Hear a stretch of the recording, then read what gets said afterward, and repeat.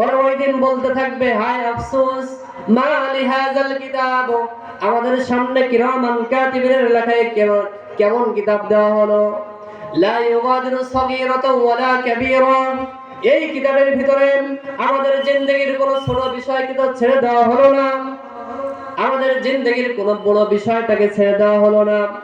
কার সাথে মিথ্যা কথা বলছি, কার সাথে ফোন আলাপ করছি, কার সাথে কত দুষ্টামি করছি, হাসির ছলেও যে পাপাচার গুলো আমরা করেছি, এই কিতাবের কি হলো?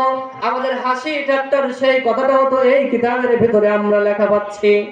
আল্লাহ তাআলা বলছেন, ওয়াজাদু মা আমিলু হাদিরা, তুমি যা কিছুই করছো, তোমার জিন্দেগীর ছোট বড় সব বিষয়গুলো কিন্তু তোমাদের কিতাবের ভিতরে তোমরা পাবা।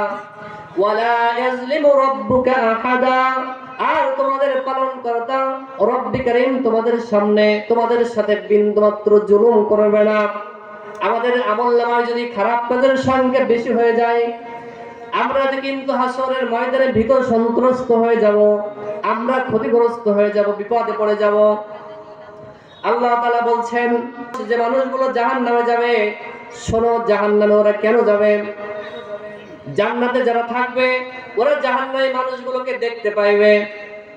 জান্নাতে যে মানুষগুলো দেখবে, ওই তোমার চাচা জাহান্নামের ভিতরে রয়েছে, ওই যে আমার হাজী সাহেব, আমার এলাকার বড় হাজী সাহেব, যাকে অনেক ভালো মনে করতাম, ভালো